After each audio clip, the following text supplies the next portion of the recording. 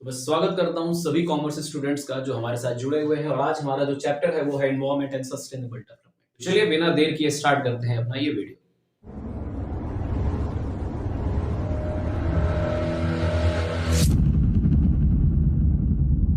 Entire chapter पढ़ने बैठेंगे तो इट विल टेक टाइम और हमारे पास टाइम ही तो नहीं है। चलिए, तो व्हाई दिस चैप्टर, थोड़ा सा फंडामेंटल नॉलेज होना भी जरूरी है। अगर कोई मान लीजिए पूछ लेता है तो पता तो हो। तो 1947 के बाद, कब के बाद 1947 यानी आजादी के बाद बहुत सारे प्रॉब्लम्स एंड चैलेंजेस हमको फेस करने पड़े। ठीक है ना। उनमें से इन्वायरमेंटल पोल्यूशन भी एक बहुत बड़ा चैलेंज है। रीजन उसका ये है कि भैया जितनी भी डेवलप्ड कंट्रीज हैं, ठीक है ना, ज्यादातर डेवलप्ड कंट्रीज में एक ये नियम होता है कि भैया अगर उन्होंने कोई पॉलिसी बना दी, कोई रूल बना दिया, तो वो उसको फॉलो करते हैं। इंडिया में ऐसा नहीं है। इंडिया में बहुत सारे ऐसे कारण हैं जिससे हम कोई भी नियम मानने से इनकार कर देते हैं। अब वो पॉलिटिकल भी हो सकता है और मैं डेप्थ में नहीं जाना चाहता, नहीं करते हैं।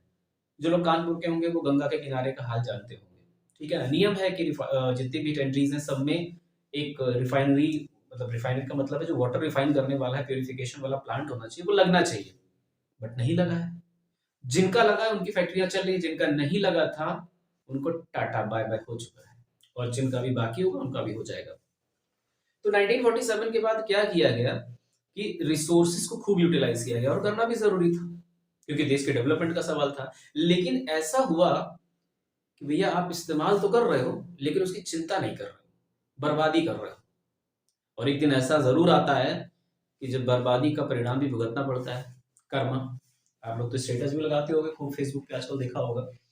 तो 1947 के बाद इन्वायरमेंटल डिग्रेडेशन इतना भयानक हुआ, इतना भयंकर हुआ कि इस चैप्टर को इंक्लूड करने की जरूरत इसलिए भी आन पड़ी है। और ये सिर्फ कॉमर्स के लिए नहीं है, अब तो आगे चलकर ये साइंस स्ट्रीम में भी पढ़ाया जाता है कि आप अपने इन्वायरमेंट का इस तरीके से ध्यान रखें कि डेवलपमेंट भी साथ साथ हो और आपके इन्वायरमेंट को किसी भी प्रकार से हार्म ना पहुंचे। ठीक है। तो चलिए बात कर लेते हैं कि कई बार शब्द बीच में आ रहा है, इन्वायरमेंट। इन्वायरमेंट है क्या? तो according to environment protection act 1986, भैया ये ध्यान रखिएगा कि जितनी भी इस तरह की चीजें हैं, ठीक है ना, ये आपके एमसीक्यू में देखने को मिल सकती है, तो साथ साथ इसको नोट करते चलिएगा। 1986 इन्वायरमेंटल प्रोटेक्शन एक्ट बनाया गया जिसके मुताबिक environment includes all biotic and abiotic factor that influence each other। छोटी क्लास में साइंस में पढ़ा होगा, और जिन्होंने नहीं पढ़ा उनके लिए मैं दिल से कह सकता हूं, बहुत बुरा लग रहा है मुझको, ठीक है ना, कि आपने पढ़ाई नहीं की है। तो जितने भी बायोटिक और एबायोटिक फैक्टर्स हैं वो सारे इन्वायरमेंट में हम इंक्लूड करते हैं, और कहीं ना कहीं इनका इम्पैक्ट हमारी लाइफ में होता है, और एक दूसरे के प्रति भी इनका इन्फ्लुएंसिंग रेस्ट कुछ ना कुछ रहता है। ठीक है ना। दूसरा प्रश्न यहां पर है, पहला तो हमने जान लिया कि इन्वायरमेंट क्या है। अब हम बात कर लेते हैं कि इन्वायरमेंट कैसे एक इंपॉर्टेंट, एक वाइटल रोल प्ले करता है हमारी जिंदगी में। अच्छा, मैं फिर से बता रहा हूं, क्वेश्चन बदला जा सकता है, बदला इन द सेंस वर्डिंग्स बदली जा सकती है। पूछा कुछ और जाएगा, आंसर वही रहेगा। पूछा और जाएगा मतलब शब्द बदल दिए जाएंगे। ठीक है। तो पहला रोल जो है वो है it supplies renewable and non renewable resources of energy. बिल्कुल सत्य बात है। जितनी भी रिन्यूएबल और non renewable sources of energy है वो हमको कहां से मिलते हैं? रिसोर्स कहां से मिलता है? वो सब नेचर से ही देता है, नेचर ही हमको देता है। ठीक है ना। दूसरा है इट एसिमिलेट वेस्ट्स, एक नया शब्द, कुछ लोगों के लिए पुराना होगा क्योंकि उन्होंने इसको सुना होगा, समझा होगा। एसिमिलेट्स का मतलब होता है, शुद्ध हिंदी में बात करो तो समाहित करना। ठीक है ना, एब्जॉर्ब कर लेना एक तरह से। ठीक है ना। वेस्ट, इससे तो कानपुर वाले बहुत ज्यादा परिचित हैं, उनको अलग से समझाने की जरूरत नहीं है। ठीक है ना। It assimilates waste. नेचर में हम जो भी होता है, देखो अगर आपको याद हो कि आपके घर बगल का प्लॉट कभी खाली रहा होगा तो कूड़ा कहां जाता था? बगल वाले प्लॉट में जाता था। अभी ये आ गया है ना कि गाड़ी वाला आया, घर से कूड़ा निकाल, कचरा निकाल, जो भी है। लेकिन इसके पहले क्या था? इसके पहले था प्लॉट खाली है वहीं पे डाल। ठीक। दूसरा क्या है? It sustains life by providing genetic and biodiversity. Environment क्या करता है? जेनेटिक्स के थ्रू, ठीक है ना, क्या करता है? ये लाइफ को सस्टेन रखता है। एक छोटा सा एग्जांपल आपको देता हूं कि अगर आपके घर में तुलसी लगी है, ठीक है ना, तो आपको दोबारा से तुलसी बोने की जरूरत नहीं पड़ती है। तो क्या करते हैं, उसके जब बीज झड़ते हैं तो वहीं से वो निकलने लगता है। गेंदे का फूल लगाना है तो उसकी जो फूल होता है, ठीक है ना, उससे सूख जाता है तो उसके बीज के रूप में, सीड्स के रूप में काम करता है। लगाया, जंगल कोई लगाने तो गया नहीं था, ठीक है, लेकिन फ्लरिश हो रहा है। कैसे हो रहा है? Because of environment. जहां इंसान ने इंटरफेयर नहीं किया वहां पर लाइफ बहुत अच्छी चल रही है। बिलीव मी, कोई पुराना घर पड़ा हो जिसको मतलब एक खंडहर टाइप का है, आप वहां पर जाके देखिए, वहां पर नेचर ना एकदम बहुत अच्छा ब्लॉसम कर रहा होगा। जहां इंसान रहने लगा वो खटारा हो जाती है। मतलब बिल्डिंग तो बड़ी अच्छी बना लेते हैं लेकिन इन्वायरमेंट की ऐसी की तैसी कर देते हैं, ठीक है ना। तो इंटरफेयर नहीं करना चाहिए कायदे से। तो ये वाला पॉइंट तो हो गया। अगले पॉइंट पे चलते हैं। It also provides aesthetic services like scenery etcetera. एक और नया शब्द, एस्थेटिक। एक्चुअली ये क्या है? ये फिलॉसफी की एक ब्रांच है जो नेचुरल ब्यूटी पर बात करती है, ब्यूटी ऑफ नेचर की बात करती है, ठीक है ना। It provides mental peace and inner peace. अगर मैं अध्यात्म की बात करूं, हालांकि टॉपिक नहीं है, चैप्टर नहीं है, बट कई बार होता है ना, जब इंसान फ्रस्ट्रेशन में होता है या बहुत ज्यादा उसको टेंशन होती है, तो डॉक्टर्स भी रिकमेंड करते हैं go and visit some hill station, थोड़ा दिन जाइए, घूम फिर कर आइए। इससे होता क्या है? इससे होता है क्या है कि हमें रिवाइव करने का मौका मिलता है, हमें अपने बारे में सोचने का मौका मिलता है, मेंटल पीस जनरेट होती है, इनर पीस मिलती है, ठीक है ना, नेचर के साथ में। कई बार आप खुद फील करके देखिएगा, आप बैठिएगा कहीं पर, एक ऐसा इन्वायरमेंट हो जहां पर ग्रीनरी बहुत ज्यादा हो, वहां पर बैठिए, चिड़ियों की आवाज सुनिए मॉर्निंग टाइम पे, ठीक है ना। आपको मॉर्निंग ज्यादा सुनने की जरूरत नहीं है, you will feel energetic, you will feel revived, ठीक है ना। तो ऐसा होता है। तो it provides mental peace and inner peace. अगला क्वेश्चन जो है वो है कि व्हाट इज कैरिंग कैपेसिटी। मैंने इसको इस तरह से लिखा है और इसको समझ लीजिए क्यों लिखा है। अगर ये क्वेश्चन आया तो 1 नंबर से 2 नंबर में आएगा, और आपके पास इतनी वर्ड लिमिट नहीं कि आप उस पर एलैबोरेट करके, एक्सैजरेट करके उसको आप समझा सके, ठीक है ना। तो बेटर यही होगा, टू द पॉइंट आंसर दीजिए और नंबर लीजिए। क्लियर है? आते हैं, what is carrying capacity. It refers to a situation where the rate of resources extraction is, बहुत ध्यान से देखिएगा, rate of resource extraction is not more than the rate of regeneration of the resources। Hindi में मतलब समझिए कि जितनी तेजी से आप उन रिसोर्सेस का इस्तेमाल कर रहे हैं, अगर आप उससे 0.5 भी एक्स्ट्रा आप उसको रीजनरेट कर रहे हैं, या आप नहीं, नेचर उसको रीजनरेट कर रहा है, तो कोई दिक्कत की बात नहीं है, नेचर की ये कैरिंग कैपेसिटी कहलाएगी, ठीक है ना। तो ये ध्यान रखिएगा कि रिसोर्स जितनी जल्दी जनरेट हो रहा है या रीजनरेट हो रहा है, अगर वो कम है, ठीक है, तो कैरिंग कैपेसिटी डाउन मानी जाती है। अगर रेट ऑफ रीजनरेशन ज्यादा है in comparison to the extraction rate, then it will call as carrying capacity. दूसरा पॉइंट क्या है? The waste generation is within the absorption capacity. इसका शुद्ध हिंदी में मतलब ये है कि भैया, अगर आप जो कूड़ा फेंक रहे हैं, ठीक है ना, ये जो आप वेस्ट निकाल रहे हैं, नेचर उसको एसिमिलेट करने में, उसको एब्जॉर्ब करने में अगर सक्षम है, तो यस, कैरिंग कैपेसिटी है, ठीक है ना। आप ऐसा समझ लीजिए कि अगर गंगा नदी में आप 1-2 नालियां ड्रेन आउट कर देते हैं, दैट्स ओके। अगर आप लाइन से उसमें 10-20 नाले हर 2 किलोमीटर के अंदर आप उसको ड्रेन करते रहेंगे, उसमें डालते रहेंगे, तो क्या होगा? उसकी कैरिंग कैपेसिटी से वो बाहर हो जाएगा, ठीक है ना। फिर नदी में पानी कम, नाली का पानी ज्यादा बहना शुरू हो जाएगा उसमें, ठीक है ना। तो यही होता है आज के टाइम में, जो गंगा रिवर वाटर है वो क्या है, उसमें कैरिंग कैपेसिटी के बियॉन्ड उसमें हम वेस्ट डाल रहे हैं, ठीक है। तो ये ज्यादातर चीजें समझ में आ जाएंगी। एक नया शब्द आ गया, एब्जॉर्प्शन कैपेसिटी। चलिए इस पर बात कर लेते हैं कि क्या होता है एब्जॉर्प्शन कैपेसिटी। तो एब्जॉर्प्शन कैपेसिटी की हम बात कर रहे थे, तो ये क्या होता है, चलिए एक लाइन में समझ लेते हैं। It means that ability of the environment to absorb degradation, ठीक है ना। शब्द में देखिए कितना गंदा शब्द छिपा हुआ है, डिग्रेडेशन। किसी ग्रेडेड चीज को आप डिग्रेडेट कर दें, ठीक है ना।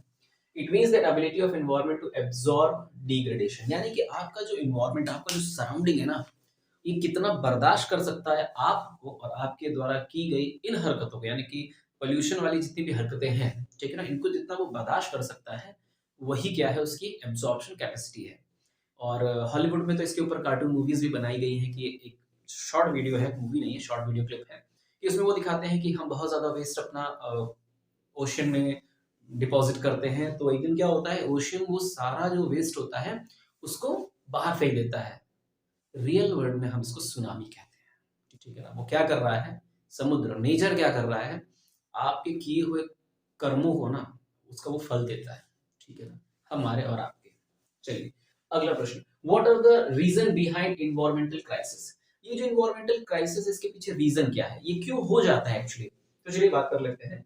ओवर यूज ऑफ रिसोर्सेज, दो पॉइंट एक जैसे आपको लगेंगे, मैं डिफरेंस क्रिएट करके आपको बताऊंगा। तो पहले समझ लेते हैं ओवर यूज ऑफ रिसोर्सेज। एक होता है यूज ऑफ रिसोर्सेज, एक होता है ओवर यूज करना। लाइक किसी एक चीज से आपका काम चल सकता है लेकिन आप उसमें दो तीन चीजों को इन्वॉल्व कर लेते हैं। जैसे मैं एक छोटा सा एग्जांपल देता हूं आपको घर का फर्नीचर बनाना है, ठीक है ना, तो आप नॉर्मली एक पेड़ की लकड़ी काट कर एक फर्नीचर बना सकते हैं। लेकिन कुछ लोग जो धनी लोग हैं, जो काफी फाइनेंशियली मजबूत लोग हैं, उनको एक लकड़ी के फर्नीचर का समझ में नहीं आता। और मैं इसलिए नहीं कह रहा हूँ कि ये सिर्फ हाइपोथेटिकल है, मैंने देखा है। मैं कुर्सी देख कर आया था, चेयर देख कर आया था, उसकी कॉस्ट जो थी वो 30,000 की थी। उसका रीजन क्या था सुन लीजिए। उसका रीजन ये था कि उसका जो पैर था, पाया जो था, वो शीशम की लकड़ी से बना हुआ था। उसके जो हत्थे थे वो चंदन की लकड़ी के थे, ठीक है ना। और उसका जो पीछे वाला था वो चीड़ की लकड़ी का था। तीन पेड़ एक, मतलब तीन पेड़ की लकड़ियां एक चेयर बनाने में काम है। इसको क्या बोलते हैं, इसको बोलते हैं ओवर यूज ऑफ रिसोर्सेस। फालतू का इस्तेमाल करना, उसको कोई जरूरत नहीं थी, उसका काम हो सकता था, लेकिन तीन पेड़ काट डाले आपने, या तीन तरह के पेड़ काट डाले आपने सिर्फ एक कुर्सी बनाने में। और कितनी उससे कुर्सियां बन पाई होंगी, कितने लोग उसको खरीदने वाले होंगे, ये तो ऊपर वाला मालिक है। मिस यूज ऑफ रिसोर्सेस, जब आप क्या करते हैं, जितनी जरूरत है उससे ज्यादा आप क्या कर लेते हैं, चीजें लेकर वेस्ट कर देते हैं। इसको हम वेस्ट ऑफ रिसोर्सेज भी कह सकते हैं। क्या कह सकते हैं इसको, वेस्ट ऑफ रिसोर्सेज। आप जितनी जरूरत है उससे ज्यादा लेकर फेंक देना। देखिए यहाँ पर क्या है, जरूरत से ज्यादा इस्तेमाल करना, मतलब एक चीज जिससे काम चल सकती थी उसमें ज्यादा यूटिलाइज कर लिया आपने। यहाँ पर क्या है, जितनी जरूरत थी उससे ज्यादा लेकर आपने उसको खराब कर दिया, ठीक है ना। उसके बाद क्या है, low rate of regeneration of resources, ठीक है ना। अगर वो रीजनरेशन का जो रेट है वो क्या है, कम है, लो है, ठीक है, तो दिक्कत तो आनी ही है। चलिए अगले क्वेश्चन की तरफ बढ़ते हैं कि what are the problems related, ये प्रॉब्लम्स है, problems related to the environment. Environment से रिलेटेड सबसे बड़ी प्रॉब्लम क्या है, किताब से हटके कहूं तो इंसान ही है सबसे बड़ी प्रॉब्लम, ठीक है। पोल्यूशन, पोल्यूशन में क्या क्या आते हैं, एयर, वाटर एंड नॉइस, ठीक। इसमें बताने की जरूरत नहीं, आई थिंक अगर ये भी पढ़ाने की जरूरत पड़ी तो बिलीव मी भैया, एक बात याद रखो, जाओ प्राइमरी क्लास में बैठ जाओ और जाके पढ़ाई करो पहले, फिर आना 12th में, ठीक है। एक्सेसिव एक्सप्लॉयटेशन ऑफ रिसोर्सेज, दो प्रॉब्लम है, एक तो पोल्यूशन है, दूसरा क्या है, एक्सेसिव एक्सप्लॉयटेशन। देखिए एक्सप्लॉयटेशन अपने आप में ही एक तरह का निगेटिव शब्द है, और उसमें भी क्या लग गया, एक्सेसिव। मतलब क्या है, इसमें कौन कौन से एग्जांपल आते हैं, इसको एग्जांपल समझिएगा। डिफॉरेस्टेशन एंड लैंड डिग्रेडेशन, ठीक है ना। अब ये लैंड डिग्रेडेशन क्या, आपने सॉइल इरोजन और ये सारी चीजें पढ़ा होगी, जो हिंदी में पढ़े होंगे उन्होंने मृदा क्षरण, मृदा अपरदन, ये सारी चीजें पढ़ी होंगी, ठीक है ना। तो लैंड डिग्रेडेशन वहां से आता है, सॉइल इरोजन बेसिकली उसका फंडा है। Explain how the opportunity cost of negative environmental impact are high। सबसे पहला तो तरीका ये लिखा हुआ है कि जो बहुत प्रोबेबल है, और ये एनसीईआरटी का क्वेश्चन है एक्चुअली, ठीक है ना। मैंने वहीं से पिक कर लिया था क्योंकि ये टॉपिक तो है ही आपके सिलेबस में, दिया किसी और तरीके से था, तो मैंने क्वेश्चन को किस तरीके से लिखा जाएगा, आंसर कैसे दिया जाएगा, मैंने वो यहाँ पर दिखाया है, ठीक है। तो चलिए बात कर लेते हैं कि इसको करना कैसे और इसके टाइप्स क्या क्या हो सकते हैं। तो पहला टाइप तो है explain how the opportunity cost. जिनको अपॉर्चुनिटी कॉस्ट नहीं पता है उनके लिए मैं बता दूं, इसका मतलब होता है the cost of next best alternative, ठीक है ना। कि अगर ये काम आप नहीं कर रहे होते तो क्या कर रहे होते। जैसे जो लोग ये वीडियो देख रहे हैं, अगर ना देख रहे होते तो क्या कर रहे होते, किसी और का वीडियो देख रहे होते हैं या कुछ और वीडियो देख रहे होते हैं, ठीक है। चलिए नेगेटिव इन्वायरमेंटल इम्पैक्ट, ये एक शब्द है। तो वो कह रहा है कि नेगेटिव इन्वायरमेंटल इम्पैक्ट का अपॉर्चुनिटी कॉस्ट क्या होगा, ये बताना है ना। हिंदी में समझ लीजिए कि जो इसकी अवसर लागत है, किसकी, ऋणात्मक पर्यावरण प्रभाव की, वो बहुत ज्यादा है या हानिकारक है, या धीरे धीरे जो हमारी एक्टिविटीज हैं वो हमारे लिए नुकसानदेह होती चली जा रही है। चाणक्य का कहना था कि जब हवा और पानी दोनों की कीमत लगने लगे तो समझ लीजिएगा कि आपकी अर्थव्यवस्था सही नहीं चल रही है। और आज आप जानते हैं कि हवा और पानी दोनों की कीमत लगने लगी है। ठीक है, तो देखिए water became an economic goods. पानी जो है वो इकोनॉमिक गुड्स बन गया है। क्यों बन गया? क्योंकि आपने जो पीने योग्य पानी था, ठीक है ना, जो कि कहा जाता है 1.28% है ग्राउंड वाटर, उसको हमने क्या किया? एक्सेसिवली एक्सट्रैक्ट करके वेस्ट कर दिया। और उसका जो रीजनरेशन है, जो ग्राउंड वाटर का रीजनरेशन है, वो क्या है? वो कम है। ठीक है ना, इसीलिए वो क्या हो गया है? एक इकोनॉमिक गुड हो गया है। कल मैं देख रहा था एक पानी की बोतल है वो 60 रुपए की है, वैदिक वैदिक करके कुछ नाम था, मुझे एग्जैक्टली याद नहीं है। ठीक है, तो वो क्या है? 60 रुपए की बोतल है। पानी महंगा होता जा रहा है, इससे ज्यादा और क्या ही कह सकते हैं। More monetary expenditure on resources, petrol, diesel, CNG, ये सारे क्या है? एक तरह के रिसोर्सेज है, नेचुरल रिसोर्सेज है। ठीक है ना, अब इन पे क्या हो रहा है? हमें ज्यादा पैसा खर्च करना पड़ रहा है। क्यों? क्योंकि अगर आप, सब लोग कहते हैं कि भाई महंगा हो गया, महंगा हो गया, महंगा हो गया। नंबर ऑफ व्हीकल्स भी तो इंक्रीज हो रहे हैं। नंबर ऑफ व्हीकल्स इंक्रीज होने की वजह से उसका कंजम्पशन बढ़ रहा है। कंजम्पशन बढ़ रहा है तो कॉस्ट ऑफ रिफाइनिंग भी बढ़ रही है, क्योंकि जब भी संसद में चर्चा होती है तो बात होती है क्रूड ऑयल के पर गैलन कॉस्ट की, लेकिन उसकी रिफाइनिंग कॉस्ट पे बात नहीं होती है। दूसरी चीज मैं बता दूं, जितने लोग इस बात से बड़ा चिंतित है कि पेट्रोल का डीजल का रेट बढ़ रहा है, उनको मैं ये भी बता दूं कि जिस हिसाब से गाड़ियां बढ़ रही हैं और गाड़ियों में पेट्रोल और डीजल का कंजम्पशन बढ़ रहा है, उसके 3 गुना तेजी से बढ़ रहा है पॉल्यूशन।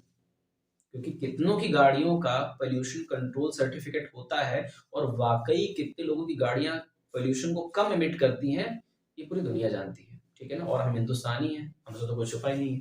ठीक है ना, हम खुद ही गाड़ियों के मामले में कितने बढ़िया हैं वो सब जानते हैं।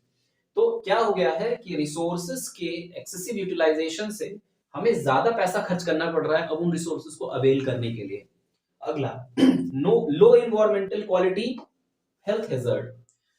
मैंने भी बताया ना कि जितनी ज्यादा गाड़ियां बढ़ रही हैं, जितने ज्यादा कंजम्पशन हो रहा है, उतना ज्यादा पोल्यूशन हो रहा है। अस्थमा के मरीज भी उतने बढ़ रहे हैं। इतनी ज्यादा गाड़ियां हैं कि पी पी पौ पौ बजता ही रहता है दिन भर। ठीक है ना, साउंड इतना भयंकर लगा लेते हैं कुछ लोग, मतलब स्कूटी में ट्रक वाला साउंड लगा लेते हैं, शर्म भी नहीं आती। खैर कोई बात नहीं, आगे। Exponential rise in medical bills. अब ऑब्वियस सी बात है, जब हेल्थ हैजार्ड होगा, बीमार होंगे आप, ठीक है, तो मेडिकल बिल भी क्या करेगा? एक्सपोनेंशियल राइज होगा। एक्सपोनेंट आपने पढ़ा होगा ना, इस तरह की पावर एन लगाकर जो होता है ना, इस तरीके से बढ़ रहा है वो। ठीक है ना, मतलब दुगनी तेजी से बढ़ रहा है।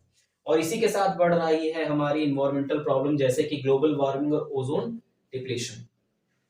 आप क्वेश्चन को समझिएगा कि अगर जो इन्वायरमेंट का, मतलब आपका इन्वायरमेंटल निगेटिव इंपैक्ट है, उसकी अपॉर्चुनिटी कॉस्ट क्या है? उसकी अपॉर्चुनिटी कॉस्ट ये है कि हमको ज्यादा पैसा खर्चा करना पड़ रहा है, ज्यादा एफर्ट लगाना पड़ेगा अगर ये चीज हो गई तो। ठीक है ना, और हेल्थ के लिए, अच्छा, आप सब जानते हैं कि 80 साल तक एक्सपेक्टेड एज चली गई थी, लेकिन अभी क्या है? अभी और नीचे आती चली जा रही है। ठीक है, लाइफ एक्सपेक्टेंसी की बात अगर मैं करूं तो ये सारी समस्याएं हमको देखने को मिल रही हैं। तो यही सारी चीजें क्या है हमारे लिए? निगेटिव अपॉर्चुनिटी कॉस्ट कह लीजिए। चलिए, यहां तक हमने चैप्टर के आधे पार्ट को कंप्लीट कर लिया है। रिमेनिंग पार्ट को हम कंप्लीट करेंगे अपने नेक्स्ट वीडियो में। तब तक के लिए बने रहिए न्यू लाइट एकेडमी के साथ। घर पे रहिए, सेफ रहिए, सुरक्षित